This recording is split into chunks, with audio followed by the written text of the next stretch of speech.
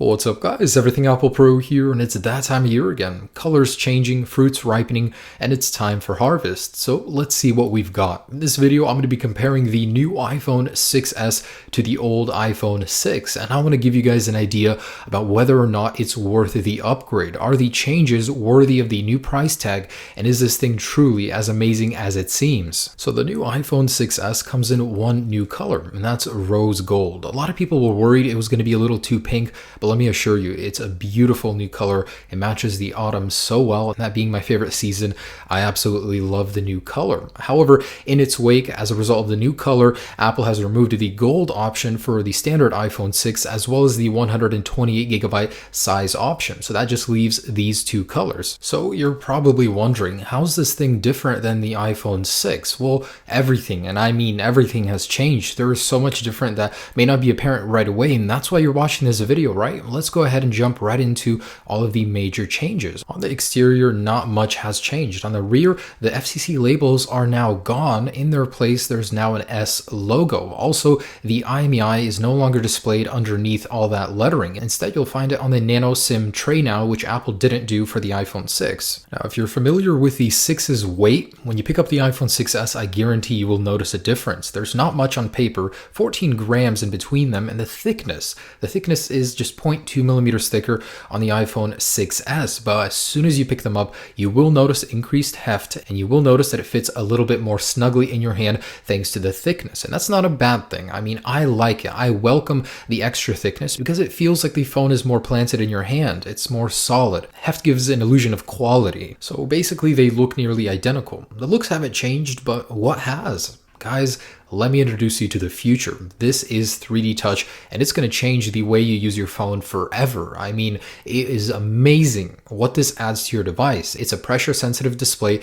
that can tell the difference between a light tap and a firm press. So you do need to put your weight into it. It's not as easy to trigger as you guys think, and that's in order to prevent from you doing it on accident. But what it does is it allows you to shortcut into certain areas and adds a whole new layer of interaction on your device. For example, on the home screen, you can shortcut into certain applications, into certain aspects of them. It's especially cool for third-party ones, and this is going to blow you away when you use it for the first time. I mean, I didn't expect it to be so good, especially on third-party applications. You can go into different sections of them. Not many support it now, but trust me, many will, and I'm so curious to see what third-party developers have to do with this. I mean, it's really cool what you can just do. In Instagram, for example, you can actually preview. This is called peek and pop, so you can preview on certain aspects of it, and if you press even harder, you'll jump into that page. There's only so many things you can do with a touchscreen, and Apple has certainly found the gold mine. We can make them bigger. I mean, you can make them curved, but when it comes to a next level of interaction, 3D Touch really is the future. It changes everything. I'm barely scratching the surface here, but some of my favorite uses for 3D Touch are the ability to preview links in messages without having to go into Safari, so you can get a quick preview of that link. If you want to go all the way into it, you can press, and that's called pop, so it'll pop into that app. But same thing for flights, for many things. You can actually go into the app switcher just by 3D touching on the left side of the display. Just like that, you can swap apps. It is so cool. But my favorite by far is the ability to use the trackpad with 3D Touch to quickly manipulate text.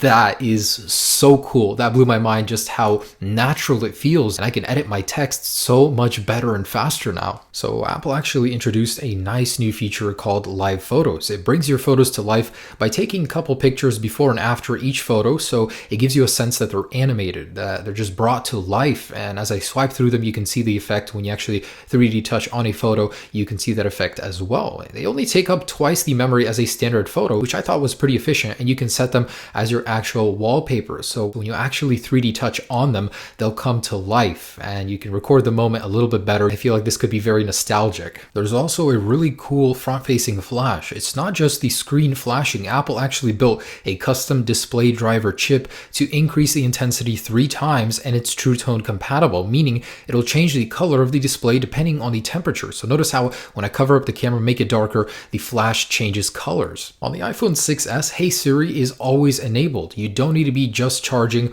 like on the iPhone 6. So if your hands are occupied and you need to ask Siri something, just say, "Hey Siri," and she'll come up and you can ask her whatever you want without needing to use the home button. And did I mention this thing got a makeover in terms of materials? It is so much more durable. The actual material used in the shell is twice as tough, so it's not going to bend in the display.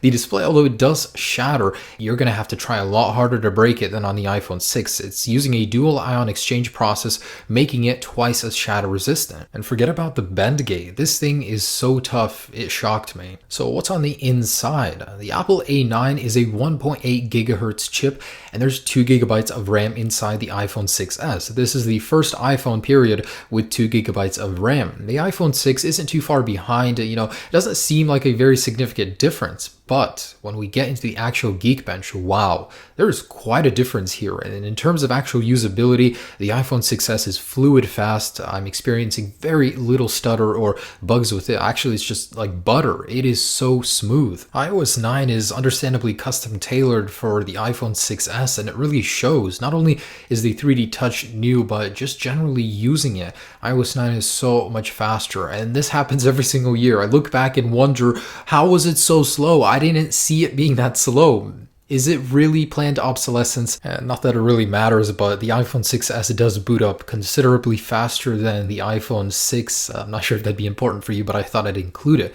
Also, the Safari experience is so much snappier. I mean, it's a lot faster with that new hardware. But my favorite speed difference is the second generation Touch ID. Just look at how much faster it is. It reads your finger so much faster, like right away. And this to me matters because I unlock my device so many times per day and all of that time adds up. So that brings me to camera. This is probably the biggest change besides 3D Touch on the iPhone 6s. It's gone from 8 megapixels to 12. Finally, since the 4S, we've been using 8 megapixels. There's also deep trench isolation, so just because we have a larger sensor doesn't mean the quality is diminished. And when it comes to video, the 6S gained 4K video capability and a sweet new 1080p 120 frames per second option. So although the aperture didn't change, there is such a difference in quality, especially when it comes to low light. But just take a look at the vibrance. The actual colors pop more on the iPhone 6s without being too ostentatious. The Galaxy S6, I've noticed, has not very true to life colors, whereas the iPhone 6s just pops. And compared to the 6 doesn't do too bad, but the 6S takes what that does well and even makes it better. Unfortunately, the iPhone 6S didn't receive optical image stabilization. It makes do with the digital, so it's not terrible. However, the iPhone 6S Plus is so smooth when recording with one hand, but the 6S is still good. Again, it's the colors. The colors just are amazing. It's so true to life, and I absolutely love the new 4K. However, take note, for 1 minute of 4K, 375 megabytes. That's megabytes, guys. That's insane. I mean, you're going to fill up your iPhone 6s base model 16 gigabytes in just a few minutes. So the photos on the iPhone 6s are absolutely stunning. I mean, the larger they get, they don't lose picture clarity like the iPhone 6 does. That 12 megapixels really does make a huge difference. And I'm just shocked. In every condition, the iPhone 6s did so well, especially in low light. And as a bonus, it's great that Apple updated the slow motion capabilities, so you get slightly better quality when recording in 120 frames per second. Now, an even bigger camera difference is the front-facing camera. You've gone from 1.2 to 5 megapixels. It's about time. Apple also threw in slow motion capability for the front-facing camera and panorama. Also, you get that awesome new True Tone flash, and quality is amazing, especially in lower light conditions. I mean, it's so much better. Thank you, Apple. So that's probably one of the best things about the iPhone 6s. The camera quality is absolutely amazing. However, I promise you one thing, you will regret buying a 16 gigabyte if you take pictures and videos. The live photos, the 4K, you will literally run out of storage in a matter of minutes if you shoot in 4K. So do get the 64 gigabyte option at least. It's money well spent. So that's all great, but how's the battery life? Unfortunately, it did shrink. Apple decided with the 3D Touch display they had to minimize customize the battery in order to make that fit. However, fear not, the battery life is officially the same. However, a lot of people are experiencing a lot of battery drainage on the 6S. Hopefully that does get resolved in the future, but battery life should more or less remain the same. So let's talk wireless. Apple's made some great updates here. First off, Bluetooth 4.2. Now there's a new standard 802.11 AC plus MIMO for further increased range and more stable internet connection. And there's now 23 LTE bands on the unlocked iPhone 6S. So that means it has the most out of any smartphone, making it the best for international travel. Also, you'll get much faster download speeds on both Wi-Fi and LTE. So all around great updates to the wireless internals. Also quite important is the new Taptic engine. It completely replaces the vibration motor, and when using 3D Touch, it makes the experience so much more responsive. It's a very neat feeling, much better than just the vibration motor. So at this point, you're probably asking yourself, is it worth getting the iPhone 6S? Or if I have an iPhone 6, is it worth upgrading to it? Well, here's everything you get with the iPhone 6S. On the surface, it may not seem like that much has changed. Everything is internally. Of course, this is an S model revision. It's not a new redesign. But the 3D Touch, man, I tell you, it's going to completely change the way you use your phone. Pretty soon, we're going to be seeing so many third-party developers